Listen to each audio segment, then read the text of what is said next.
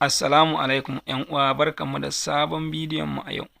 Bidiyon mu a yau shine mun kawo muku wata hanya da za ku kare kanku daga hanyoyin samun kuɗi a intanet wanda ba ingantattu ba, sakamakon wasu platform da ake damfarar mutane a cikinsu, kuma mutane da dama suna yin aiki da su. Sannan muna tunatar da kai, in baka danna mana subscribe ba, ka danna mana alamar subscribe ga ta nan, sannan ka danna mana like, kai mana share, mun gode.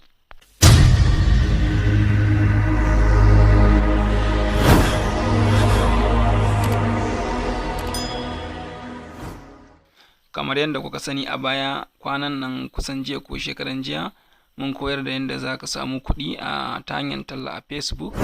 To amma yanzu ƙara yin bincike da tsananta bincike da muka yi akan hanyoyi, mun gano akwai wasu gurɓataccen hanyoyi wanda waɗannan insha Allah kawai ƙaurace musu shine yafi, saboda akwai da dama waɗanda suke fakewa da wasu platform suke zuwa su cuci mutane. Na san duk wanda yake bin wannan hanyar in yana yi, wataƙila da farko sun fara biyan shi, to amma kuma in ka zo daga baya sai kaga sun daina biyan ka, ko su ce kai upgrade ko kuma wani abu daban. To maganar gaskiya ita ce kawai a ƙaurace wa waɗannan abubuwan shine yafi kwanciyar hankali. Akwai wasu hanyoyi da dama na neman kuɗi a cikin intanet, amma ba ta irin waɗannan platform ba, wanda ya haɗa da irin su Insme, MyBonus, Bamboo, suna nan dai da yawa ga sunan.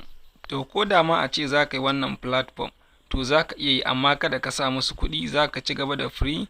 In ka cire suka baka kuɗinka, so sai ka zo ka yi tunanin ko za ka yi ƙarami ne ko za ka yi babba ne, to sai ka zo ka yi tunani da kanka, amma ka tabbatar da platform ɗin ya yake, daga ina yake, ka tabbatar da shi tukunna kafin ka fara yi. Mun gode da kasancewa da DJ Natek.